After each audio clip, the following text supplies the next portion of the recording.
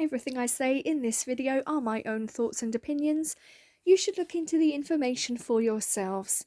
Any photos or articles used have been pulled from the public domain or from social media, and I'm using them under the Fair Use and Fair Dealings guidelines. Good morning, everybody. It's the Duchess of Monty Shit Show here. I hope you're all doing really well today. It's Sunday the 24th of April, and it's a very sunny one here in Sussex, England. As ever, a big hello to you all, and a special welcome if you've joined the channel in the last few days. Please do like, share, subscribe if you haven't already, and please don't forget to check that you are still subscribed, as for some reason YouTube are randomly unsubscribing people from their channels, me included. Speaking of YouTube playing silly devils, I apologise for some glitches in my previous video from last night. I have no idea why my introduction disappeared. It definitely was there when I recorded and uploaded the video. As for the comments section, I have absolutely no idea why they kept switching themselves off. It's never done that before, so hopefully it was just a gremlin in the system and it's now been resolved.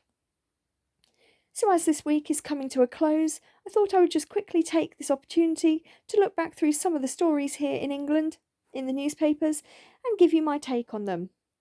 Call it the Royal Roundup, if you will.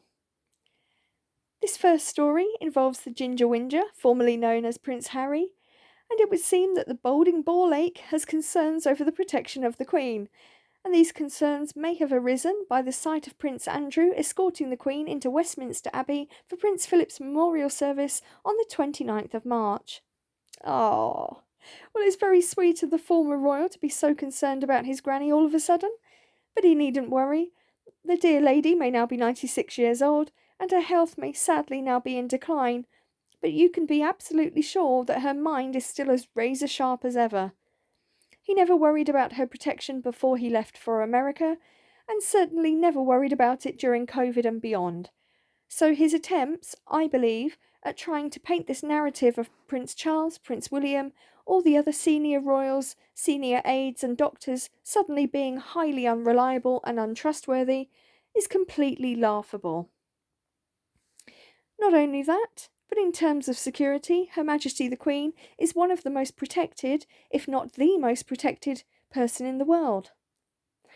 So if that is what he's worried about, he certainly didn't have any concerns about her in the lead up to Prince Philip's death, and in the years since. So why now? He was in the royal family for 35 years. He knows how the security works, and how extremely tight it is. He also knows full well that there is more chance of the Pope wearing a bikini and doing the Macarena during Sunday Mass at the Vatican than any harm coming to the Queen of England.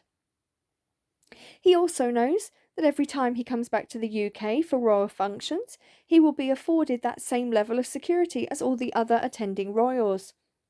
His rather tedious and petulant court case against the British government is purely so that he and his family can gain international protected person status and have high levels of security at all times at the expense of the British taxpayer.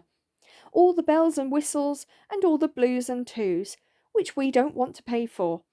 And why would he want to be associated with us anyhow? He's made it abundantly clear that this small island is nothing but full of racists.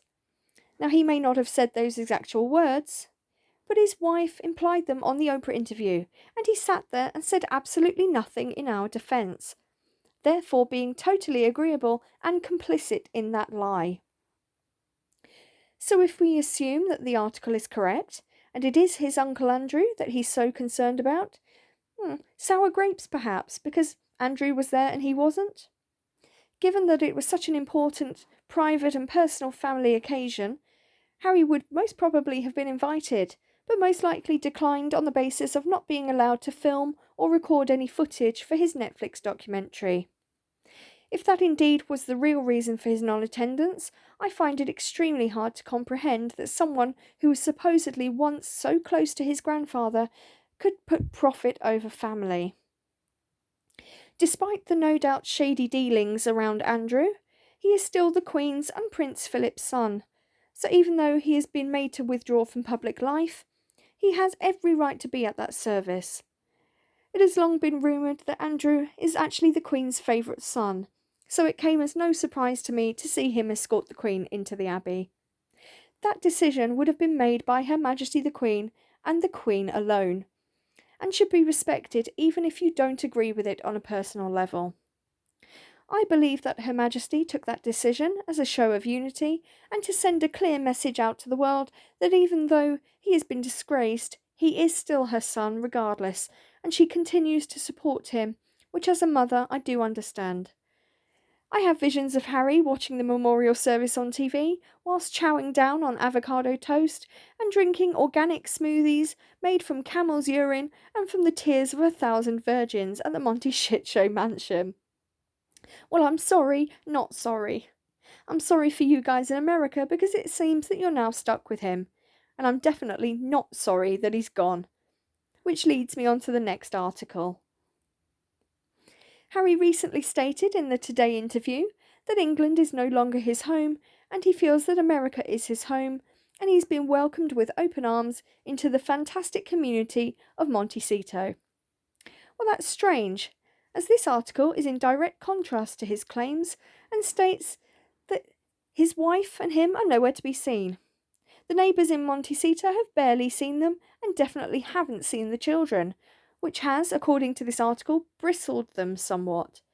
And if you don't know what bristled means, it basically means that Harry and Meghan's silence and reluctance to integrate themselves within the local community has rubbed up the residents the wrong way and made them a little bit prickly.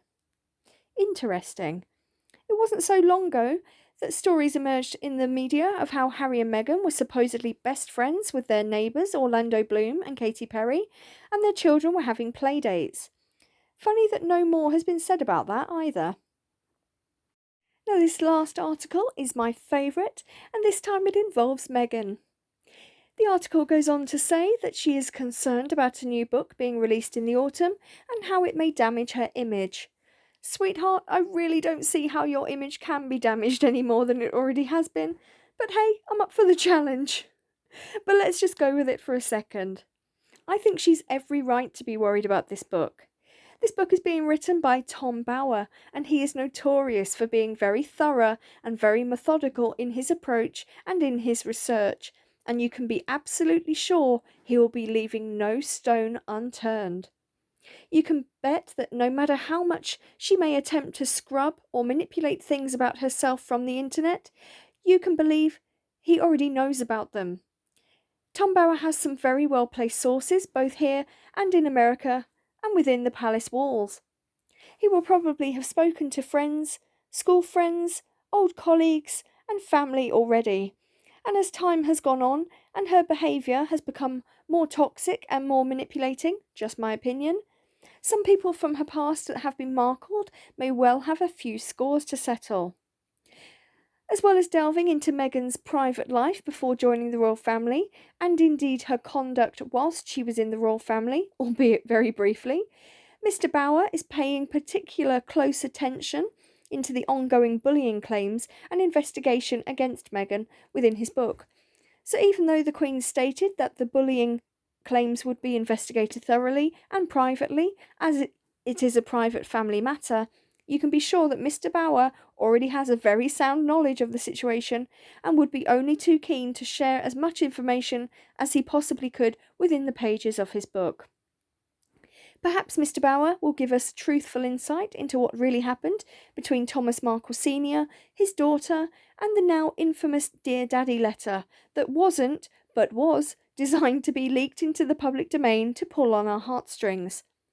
Lest we forget, her lies were already exposed in court towards the end of 2021 by ex-Communications Secretary Jason North in an explosive set of emails and texts, clearly revealing that both Meghan and Harry, despite their vehement denials, did indeed have a large input into Omid Scobie's book Finding Freedom, found in all good bookshops.